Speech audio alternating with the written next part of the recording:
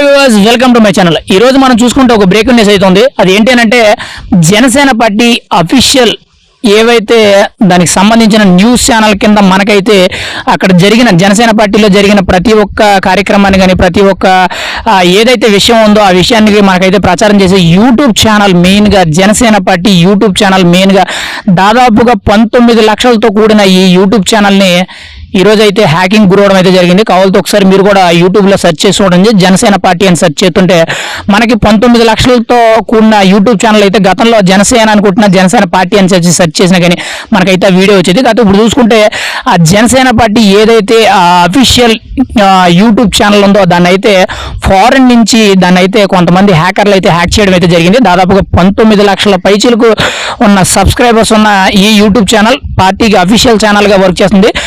పవన్ కళ్యాణ్ గారు కానీ లేకపోతే జనసేన పార్టీలో ఎటువంటి కార్యక్రమాలు జరిగినా సరే, లేకపోతే ఈవెన్ మంత్రులు కానీ ఎమ్మెల్యేలు కానీ లేకపోతే మెయిన్గా జనవాణి కార్యక్రమంలో జరిగే ప్రతి ఒక్క సమస్యని కూడా రికార్డ్ చేస్తూ మనకి ప్రజలందరికీ కూడా ప్రత్యక్ష ప్రసారం కింద మనకి అఫీషియల్గా దొరికే ఈ న్యూస్ ఏదైతే ఉందో ఆ న్యూస్ అంతటిని కూడా ఈ యూట్యూబ్ ఛానల్లో అప్లోడ్ చేసేవారు. అయితే అక్కడ చూసుకుంటే మీడియా పరంగా చూసుకుంటే జనసేన అనేది చాలా కట్టుదిట్టంగా కొంచెం నీతి నిజాయితీగా ఎక్కడ కూడా తప్పుడు వార్తలు కానీ లేకపోతే తెలిసి తెలియని వార్తలు రాయడం అలాంటివంటి ఏమి ఉండదు. ఏదైతే పూర్తిగా వాస్తవంగా జరిగిందో 100% నిజం ఉందో ఆ వార్తలు మాత్రమే అందులో అయితే ప్రచారం చేయడం అయితే జరుగుతుంది. మెయిన్గా ఓన్లీ పవన్ కళ్యాణ్ గారు ఎక్కడైతే వెళ్తారో, ఎక్కడైతే ఏ సభల్లో పాల్గొంటారో లేకపోతే పార్టీ కార్యక్రమాలకు సంబంధించిన ప్రచారాలు మాత్రమే అందులో చేస్తారు. ఎటువంటి ఆరోపణలు కానీ తప్పుడు ఆరోపణలు కానీ లేకపోతే ఎదుటి వాళ్ళ మీద నిందలేయడం కానీ ఇలాంటివి ఏవి కూడా దాని మీద ఉండవు. అయితే అక్కడ చూసుకుంటే మన ఆంధ్రాకి సంబంధించిన కొంతమంది రాజకీయ నాయకులు ఫారెన్ హ్యాకర్లతో కొంతమంది ఏదైతే ఇది దీనికి సంబంధించి హ్యాక్ చేయడానికి కొంచెం అమౌంట్ ఇచ్చి వాళ్ళ చేత చేయించినట్టయితే కొంచెం సమాచారం అయితే తెలుస్తుంది. ఖచ్చితంగా అది నిజమైతే మాత్రం ఇది జనసేన పార్టీకి ఒక తీరని లోటు అని చెప్పుకోవాలి. ఎందుకంటే జనసేన పార్టీ ఈ అఫీషియల్ ఛానల్ యూట్యూబ్ ఛానల్ ఏదైతే ఉందో 2014 పార్టీ స్టార్ట్ చేసిన కానీ ఇప్పుడు వరకు కూడా అదే ఛానల్లో దానికి సంబంధించి అన్ని ప్రచారాలు కూడా అందులో ఉన్నాయి. దాదాపుగా కొన్ని వేల వీడియోస్ అయితే అందులో అప్లోడ్ అయినాయి.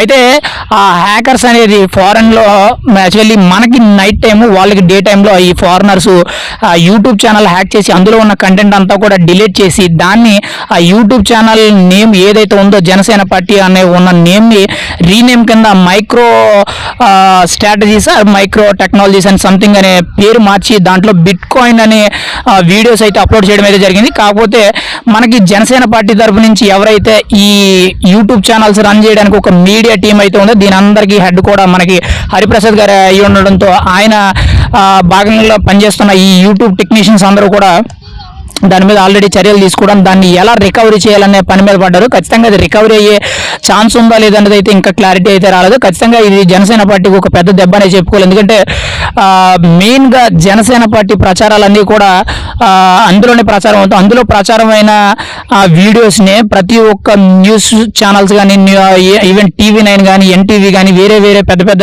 న్యూస్ ఛానల్స్ కూడా ఈ అఫీషియల్ ఛానల్స్ నుంచే కొన్ని పవన్ కళ్యాణ్ గారి ప్రసారాలు అయితే తీసుకోవడం అయితే జరుగుతుంది.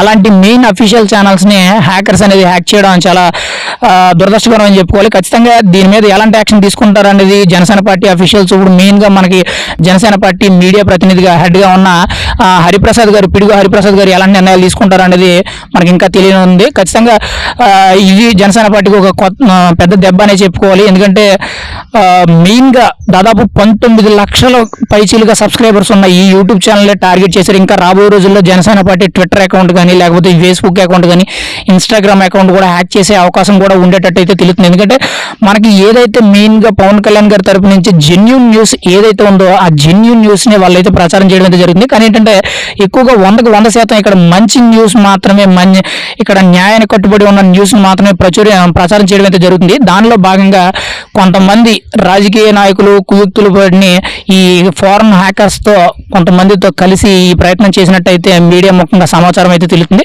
ఖచ్చితంగా ఏం జరుగుతుందో చూడాలి. రికవరీ అయితే మాత్రం ఖచ్చితంగా జనసేన పార్టీ బలంగా స్ట్రాంగ్గా మీడియా ప్రతినిధులు ఎవరైతే ఉన్నారో వాళ్ళందరూ కూడా వాళ్ళ కష్టానికి ప్రతిఫలంగా దాన్ని తిరిగి మళ్ళీ వెనక్కి తీసుకొచ్చినట్టు అవుద్ది.